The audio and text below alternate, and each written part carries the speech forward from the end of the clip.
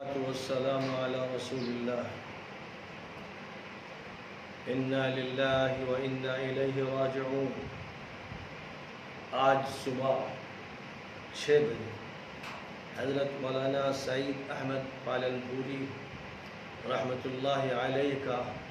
انتقال ہو گیا۔ انا للہ و انا الیہ راجعون۔ عظم اللہ اجر جمیع المسلمین، عظم اللہ اجر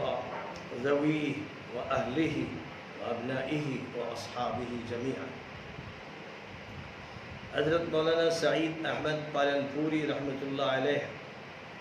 ان نابغ روزگار علماء میں تھے جو صدیوں میں پیدا ہوتے ہیں، ایک ایک صدی میں اور صدی کی کئی دہائیوں میں جو علماء پیدا ہوتے ہیں اور جن کے ذریعے سے علوم اسلامیہ کی زبردست خدمات ہوتی ہیں اور جن کو اللہ تعالی اعلیٰ درجے کی فطانت اور ذہانت اور فقاہت عطا فرماتا ہے، اور جن کے اندر اسلامی علوم کے خزانے جمع ہو جاتے ہیں جو دریا بکوزہ کا مصداق ہوتے ہیں۔ مولانا سعید احمد پالنپوری ان علماء میں تھے، اور ساتھ ہی ساتھ ان کے علم و عمل میں تضاد نہیں تھا، وہ مخلص علماء میں تھے، وہ ان علماء میں تھے جو عامل بھی تھے اور پابند عہد تھے۔ وہ عہد جو علماء سے لیا گیا ہے اس کے پابند تھے۔ ظاہر ہے کہ ایسے علماء انبیاء کرام کے وارث ہوتے ہیں، اور انبیاء کرام کے وارثوں کا مقام ایک حدیث میں یہاں تک بیان کیا گیا ہے کہ علماء امتی کا انبیاء بنی اسرائیل، میری امت کے علماء بنی اسرائیل کے انبیاء کی طرح۔ اس حدیث پر کلام ہے،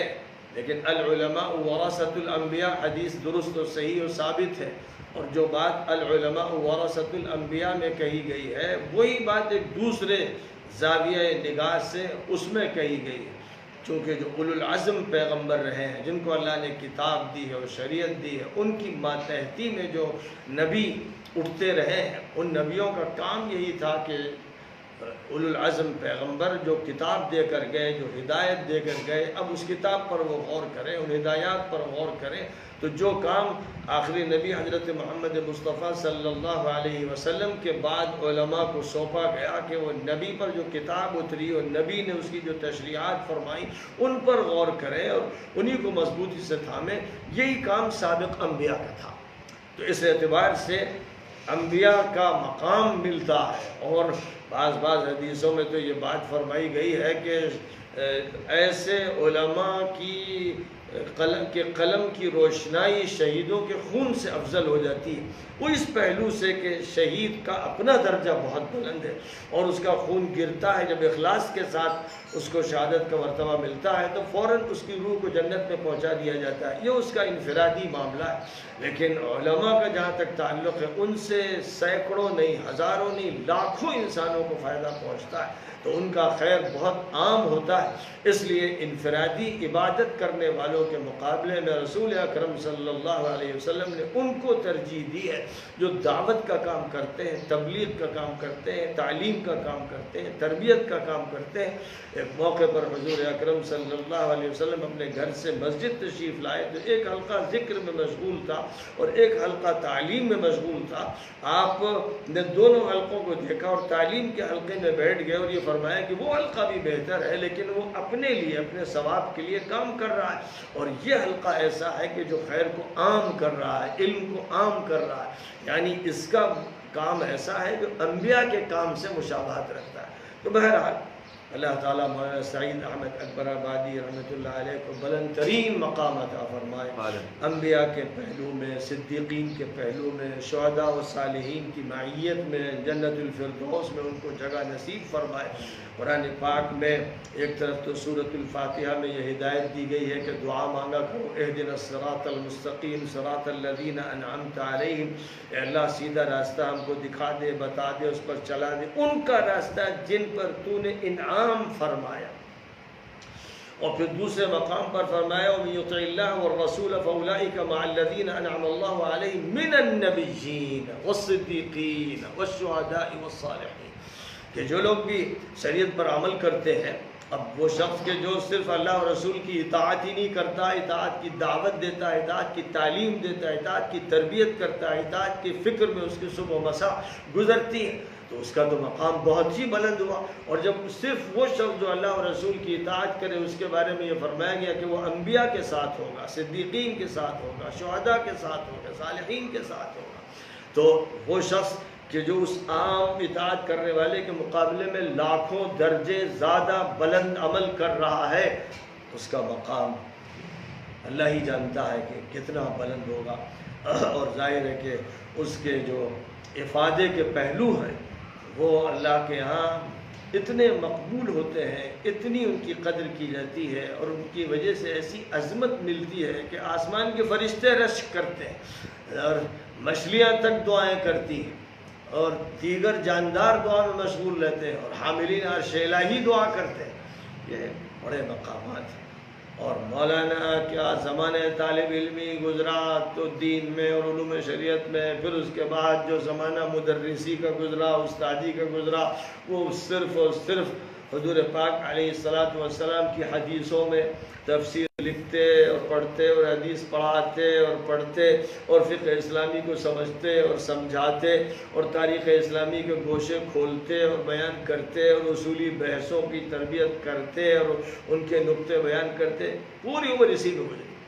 مولانا مفسر بھی تھے، محدث بھی تھے، فقیہ بھی تھے، لغوی بھی تھے، اصولی بھی تھے، اور جدید افکار سے بھی واقف تھے، انگریزی زبان کی بھی مہارت رکھتے تھے، یورپین کنٹریز بھی جاتے رہتے تھے۔ تو اس طرح جدید دنیا، قدیم دنیا دونوں ان کے سامنے تھی، اور ساتھ ساتھ یونانیوں کا فلسفہ بھی پڑھا تھا اور منطق بھی پڑھی تھی، اور جدید سائنسی علوم سے بھی ان کو واقفیت تھی۔ بہت کم لوگ ایسے ہوتے ہیں جو اتنے جامع ہوں۔ مولانا کو اللہ تعالیٰ نے بڑی جامعیت عطا فرمائی تھی، اور میں مولانا سے محبت کرتا تھا، ان کی قدر کرتا تھا، اور ان کی جس کتاب سے میں نے بہت فائدہ اٹھایا ہے وہ حجت اللہ البالغہ کی، جو انہوں نے شرح فرمائی، 5 جلدوں میں شرح ان کی سامنے آئی، میں نے اس پر نگاہ ڈالی، اور مجھے یہ محسوس ہوا کہ جہاں وہ حدیث کا ترجمہ کرتے ہیں اور جہاں پھر اس کے بعد الفاظ کی شرح کرتے ہیں، وہاں تو حق ٹھیک سے ادا نہیں ہو سکا، مجھے کہیں کہیں پر اشکال بھی رہا، اور لیکن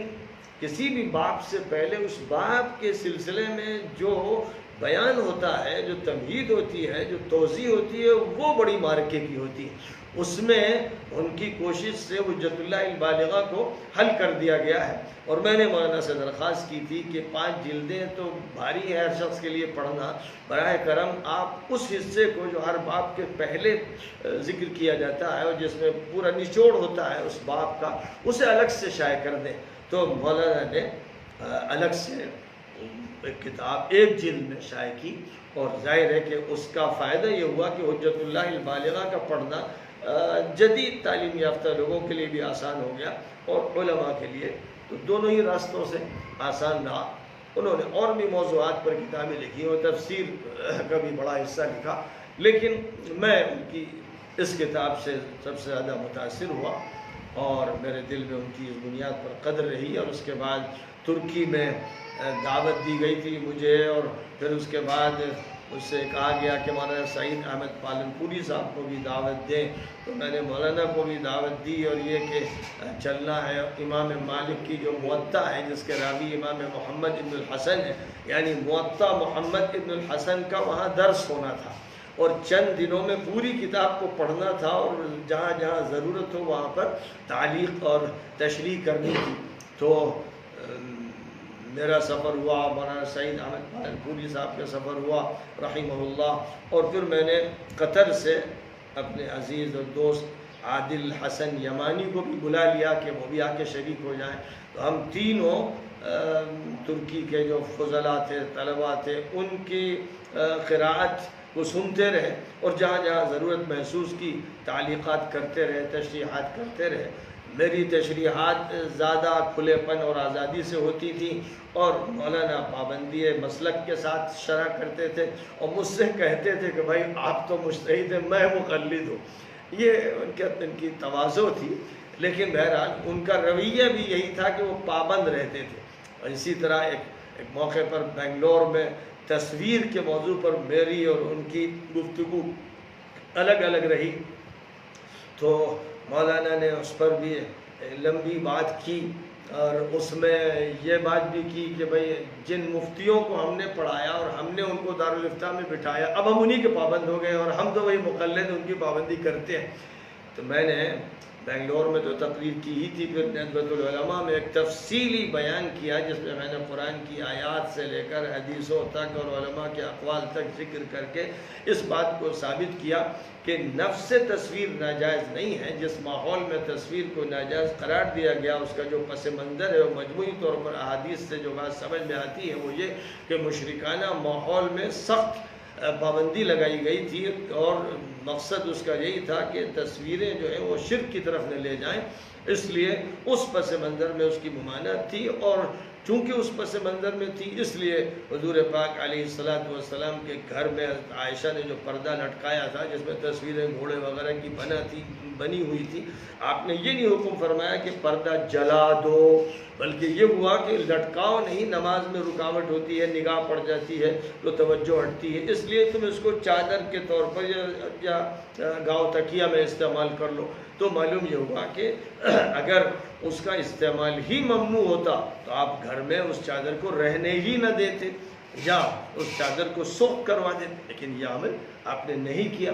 اور اسی کے ساتھ ساتھ ایک حدیث میں تو یہ فرمایا کہ الا رقمن فی ثوب، وہ تصویریں جو کسی کپڑے میں بنی ہوئی ہوں، چھوٹی چھوٹی جو تصویریں بنی ہوتی ہیں ان میں کوئی حرج نہیں ہے اور اس طرح کے کپڑے استعمال کیے جا سکتے ہیں۔ تو اگر فی نفسی ہی اس کا ہونا حرام ہوتا تو کپڑے میں کیسے اس کو پہنا جا سکتا تھا، اور یہ بخاری کی روایت میں موجود ہے۔ اسی طرح بہت سی تفصیلات میں نے بیان کی تو الحمدللہ بہت سے لوگوں کے ذہن میں صحیح بات آئی، اور ساتھ ہی میں نے یہ بھی کہا کہ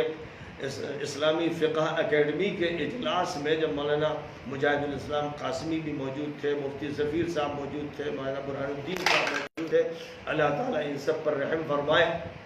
سب دنیا سے اٹھ چکے ہیں، اور اس وقت بحث چل رہی تھی ٹی وی پر، بحث چل رہی تھی انٹرنیٹ پر، اور اس میں بات یہاں تک آئی کہ صاحب ٹی وی کا تو استعمال نہیں ہونا چاہیے، انٹرنیٹ کا ہو سکتا ہے۔ اور جب میں اس اجلاس میں پہنچا، بستی کے دارالعلوم میں وہ اجلاس ہو رہا تھا، تو مولانا مجاہد الاسلام صاحب نے کہا کہ بھائی سلمان تم کچھ کہنا چاہتے ہو؟ میں نے کہا ٹھیک ہے بھائی میں بھی کچھ کہوں گا۔ تو میں نے پھر اس موقع پر ایک خطاب کیا اور علماء کرام کی خدمت میں یہ بات پیش کی کہ جہاں تک ٹی وی کا تعلق ہے، ٹی وی سے زیادہ خطرناک انٹرنیٹ ہے، کیونکہ وہاں تو جو سینکشن شدہ فلمیں ہوتی ہیں وہی آ سکتی ہیں، لیکن انٹرنیٹ پر کوئی ایسی خباثت، کوئی عریانیت، کوئی بدماشی ایسی نہیں چھوڑی گئی، اس لیے کہ وہاں مسئلہ ہی نہیں ہے چیکنگ کا، وہاں حکومت کی چیکنگ کا کوئی مسئلہ ہی نہیں ہے اور سینکشن کا کوئی مسئلہ ہی نہیں ہے، اس لیے بالکل آزاد، مادر پدر آزاد ہو کر لوگوں نے جو اس میں چیزیں ڈالی ہیں وہ چیزیں ایسی بھیانک ہیں اور اتنی گندی اور فحاش اور ناپاک ہے کہ ان کا وجود تو زیادہ خطرناک ہے۔ ایک تو میں نے اس پہلو کی طرف متوجہ کیا، پھر میں نے کہا کہ اب جو ہم بات کرتے ہیں اس کے جواز کی، تو اس کا دوسرا پہلو وہ یہ کہ دو طرح کی جنگیں ہوتی ہیں، ایک جنگ گرم ہوتی ہے، ایک سرد ہوتی ہے۔ گرم جنگ جو ہوتی ہے میدان میں لڑی جاتی ہے، جس میں بندوقیں چلتی، توپیں چلتی ہیں، راکٹ چلتے ہیں، اور نبی پاک علیہ السلام کا یہ حکم رہا کہ جنگ میں صرف جنگجو کو مارا جائے، کوئی بھی بے گناہ شخص جو جنگ میں شامل نہیں اس کی موت نہیں ہونی چاہیے، عورتوں کو نہیں مارنا چاہیے، بچوں کو نہیں مارنا چاہیے، بوڑھوں کو نہیں مارنا چاہیے، سنیاسیوں کو، جوگیوں کو نہیں مارنا چاہیے، یہ سب حضور نے فرمایا۔ اب اس کے بعد آج جو جنگ ہوتی ہے جس میں میزائل استعمال ہوتے ہیں، راکٹ استعمال ہوتے ہیں، توپ تو معمولی چیز ہے وہ استعمال ہوتی ہے، بمباری کرنے والے جہاز استعمال ہوتے ہیں، ان میں سب سے زیادہ بچے مرتے ہیں، عورتیں مرتی ہیں، بوڑھے مرتے ہیں، بیمار مرتے ہیں، مسجد کے نمازی مرتے ہیں، مندر کے سنیاسی مرتے ہیں، تو یہ جنگ تو حرام ہے بالکل۔ جس کا مطلب یہ ہوگا کہ مسلمانوں کے پاس توپ نہیں ہونا چاہیے، راکٹ نہیں ہونا چاہیے۔ تو اے علماء کرام آپ اس پر مجھ سے متفق ہیں؟ مسلمان صرف وہی رکھیں، پرانی ڈنڈی رکھیں یا نیزہ رکھیں، تلوار رکھیں؟ تو آپ یہاں یہ کہتے ہیں کہ نہیں، مقابل کے ہتھیار ہونے چاہیے۔ تو جب گرم جنگ میں آپ مقابل کے ہتھیار رکھیں میں بہت سے عمل وہ قطعاً حرام ہے، پھر بھی آپ ان کی اجازت دے رہے ہیں۔ اور یہاں صورتحال یہ ہے کہ یہاں پر ٹی وی کا جو استعمال ہے اور انٹرنیٹ کا جو استعمال باطل کی طرف سے ہو رہا ہے، اس کا حملہ اتنا خطرناک ہے کہ ہمارے لاکھوں نوجوان لڑکوں لڑکیوں کا دین تباہ ہو رہا ہے، دین قتل ہو رہا ہے۔ وہاں یہ ہوتا ہے کہ جنگ میں اگر مسلمان قتل ہو گیا تو وہ شہید شمار ہوا، یعنی وہ جنتی ہو گیا، تو افسوس کی کیا بات ہے؟ جنگ ہوئی، مقابلہ ہوا، اس میں جو شہید ہوئے وہ جنت پہنچ گئے۔ یہاں جو اس میڈیا کی جنگ میں متاثر ہوتے ہیں وہ فحاش بنتے ہیں، عیاش بنتے ہیں، عریاں بنتے ہیں، نفاق اختیار کرتے ہیں، مشرک بنتے ہیں، کافر بنتے ہیں، مجرم بنتے ہیں، خبیث بنتے ہیں، یہ سب بنتے ہیں۔ تو یعنی دنیا بھی گئی اور آخرت بھی گئی۔ تو یہ حملہ زیادہ خطرناک ہوا۔ اب جیسے وہاں مقابلہ کرنا ضروری ہے اور سب کا اتفاق ہے، تو یہاں مقابلہ کرنا ضروری ہے۔ اب ظاہر ہے کہ مقابلہ اگر ہونا ہے ٹی وی کی کسی چیز کا، تو ٹی وی ہی سے تو ہوگا۔ ٹی وی پہ کوئی چیز، کوئی پروگرام آ رہا ہے اور آپ تردید کر رہے ہیں کتاب پر تردید کر رہے ہیں، اس کتاب کو کون پڑھے گا؟ یہ آپ کی جو گولی کہاں جائے گی؟ اس لیے ہوتا کیا ہے، جیسے میدان میں جنگ ہوتی ہے تو جیسے اسلحہ دشمن استعمال کر رہا ہے وہی آپ کو استعمال کرنے پڑتے ہیں، ویسے وہاں پر وہ ٹی وی استعمال کر رہا ہے، انٹرنیٹ استعمال کر رہا ہے، موبائل استعمال کر رہا ہے، اور آج کل کی دنیا میں سوشل میڈیا کے جو مختلف طریقے ہیں وہ استعمال کر رہا ہے، تو جواب بھی آپ کو وہی دینا ہے۔ جب جواب وہی دینا ہے تو پھر اسی ٹیکنالوجی کا استعمال کرنا ہے جس کو اس نے استعمال کیا برے مقصد کے لیے، اسی کو ہم استعمال کریں گے اچھے مقصد۔ تو بہرحال یہ تو موضوع لمبا یوں چل گیا، ورنہ مولانا سعید احمد پالن پوری رحمۃ اللہ علیہ کو اللہ تعالیٰ جزائے خیر دے اور ان کو بہت بڑے درجات عطا فرمائے کہ میری ان ساری بحثوں کے باوجود ان کو تکدر نہیں ہوا، یہ علم کی بات ہے۔ انہوں نے دیوبند پر بھی تنقیدیں کی، ندوے پر بھی ان کی کوئی تنقید ہوتی تھی، اور بھی موضوعات پر ہوتی تھی، لیکن اس کے ساتھ ساتھ علم کی ایک وسعت ہوتی ہے اور سینے کی ایک وسعت ہوتی ہے۔ الحمدللہ یہ بات ان کے اندر تھی۔ میں ان کے ساتھ جب ہفتہ 10 دن ترکی میں رہا تو میں نے محسوس کیا کہ وہ با اخلاق انسان ہے اور علمی وسعت رکھتے ہیں اور ذہن کی بھی وسعت رکھتے ہیں۔ موقف چاہے انہوں نے ایک محدود اختیار کر رکھا ہے، لیکن دیگر جو موقف اختیار کیے جاتے ہیں ان کے بارے میں ان کے ہاں تشنج کا رویہ نہیں ہے اور رد عمل کا رویہ نہیں ہے، بلکہ علمی رویہ ہے جس میں کسی دلیل پر وہ مطمئن ہے اور کسی دوسری دلیل پر کوئی دوسرا مطمئن ہے۔ لہذا جب مولانا دیوبند میں دارالحدیث میں رجب کے مہینے میں بخاری شریف کا آخری درس دینے بیٹھے تھے، اسی وقت اللہ کی طرف سے یہ اشارہ دے دیا گیا تھا کہ مولانا اب چلاؤ ہے، وقت رحیل آ رہا ہے، تیاری اب آپ اس کی فرمائیں۔ مولانا پر گریہ طاری ہو گیا تھا اور سبق مولانا نے بند کیا تھا۔ سارے طلبہ کی آنکھوں میں آنسو آ گئے تھے، سبھی متاثر ہوئے تھے۔ مولانا کی زبان اس وقت رک گئی تھی اور بات شروع کی اور پھر چل نہ سکی۔ پھر وہاں سے منتقل ہوئے اور بمبئی گئے اور ہاسپٹل میں رہے۔ اللہ تعالیٰ نے شفا عطا فرمائی اس حد تک کہ رمضان المبارک میں مولانا درس دینے لگے تھے۔ تراویح کے بعد مولانا کا درس ہوتا تھا۔ میں نے ان کے صاحبزادے سے پوچھا کتنی دیر کا، کہا کہ گھنٹے گھنٹے بھر بولے، یعنی اس حد تک ٹھیک ہو گئے تھے کہ اب امید تھی کہ شوال میں دیوبند کھلے گا تو انشاءاللہ پھر ان کا درس بخاری شروع ہو جائے گا، لیکن اللہ کو کچھ اور منظور تھا۔ اللہ کی طرف سے یہ طے تھا کہ رمضان المبارک کے آخری عشرے میں 25ویں کی شب گزرنے کے بعد اسی شب کے دن کے طلوع ہوتے ہوتے وہ اس دنیا سے رخصت ہو جائیں۔ انہوں نے بہت اچھی موت پائی اور یہ علمی دنیا کی ایک شہادت ہے۔ علماء کو بھی جو مقام عطا کیا گیا ہے وہ شہداء سے بھی زیادہ بڑا مقام ہے، صدیقین کا مقام ہے، اور انبیاء کی وراثت اللہ تعالیٰ نے ان کو سونپی۔ اور وہ بھی اس حالت میں کہ دنیا کے جن مظاہروں سے ان کی طبیعت الجھتی تھی، یہاں تک کہ کسی کے انتقال کے بعد اس کی تعزیت پر کوئی جلسہ کیا جائے، سیمینار کیا جائے، اسے بھی پسند نہیں کرتے تھے، کیونکہ مزاج میں عزلت نشینی تھی اور مزاج میں خلوت کا تقاضا تھا اور مزاج بھیڑ بھڑکے سے بھاگتا تھا۔ تو اللہ تعالیٰ نے اس کا بھی ایسا انتظام کیا کہ لاک ڈاؤن میں انتقال ہوا اور اجازت اس کی ملی کہ صرف 15 آدمی ان کے نماز جنازہ میں شریک ہو سکیں گے، دفن میں اور نماز جنازہ میں۔ اب یہ ایسے بڑے عالم جلیل تھے کہ حضرت مولانا یونس صاحب رحمۃ اللہ علیہ کا انتقال ہوا تو ہزاروں کی تعداد میں لوگ جمع ہوئے کہ اتنی بڑی بھیڑ کی کم کسی عالم کے انتقال پر جمع ہوتی ہوگی۔ مولانا کے انتقال پر ان سے بھی دگنی تگنی بھیڑ ہوتی اگر حالات نارمل ہوتے۔ پورا دیوبند اپنے طلباء کے ساتھ، اساتذہ کے ساتھ، دیوبند کی شاخوں کے طلباء اور اساتذہ سب شریک ہوتے اور بمبئی میں اتنے بڑے اجتماع کا منظر ہوتا کہ لوگوں نے مدتوں سے ویسا اجتماع نہ دیکھا ہوتا۔ لیکن یہ کچھ اپنی چاہتیں ہوتی ہیں طبیعت میں، کیونکہ اس طرح کے مظاہرے پسندیدہ نہیں تھے، تو اللہ میاں نے بھی یہی چاہا کہ بس خاموشی کے ساتھ دنیا سے رخصت ہو جائے، نہ بھیڑ بھڑکا ہو، نہ اجتماع کا شور ہو اور نہ کوئی بھی انسانی انبوہ کا مظاہرہ ہو۔ لہذا اس حالت میں، فقر میں، درویشی میں اور دنیا میں جو زندگی عالمانہ گزاری ہے اسی عالمانہ شان کے ساتھ وہ رخصت ہو گئے، لوگوں کے بیچ سے چلے گئے، لیکن لاکھوں کروڑوں فرشتوں نے استقبال کیا ہوگا اور یقیناً جنت کے اعلیٰ مقام پر اللہ تعالیٰ نے رکھا ہوگا اور ان کے لیے مقامات بلند طے فرمائے ہوں گے۔ ہم یہی امید کر سکتے ہیں، اللہ کی غفاری سے اور صفت رحمانی سے بڑی امیدیں ہیں۔ اللہ تعالیٰ ان کے تمام خاندان کے لوگوں کو، ان کی اولاد کو، ان کے گھر کے دیگر افراد کو، سب کو صبر جمیل بھی عطا فرمائے اور سب کو زیادہ سے زیادہ ان کے حق میں ایصال ثواب کرنے کی توفیق عطا فرمائے۔ دیوبند کے جتنے طلباء نے ان سے تعلیم حاصل کی اور جو ابھی کر رہے تھے، ان سب کو چاہیے کہ ایصال ثواب کا اہتمام کریں، ان کے حق میں دعا کریں اور ان کی کتابوں کی نشر و اشاعت کریں۔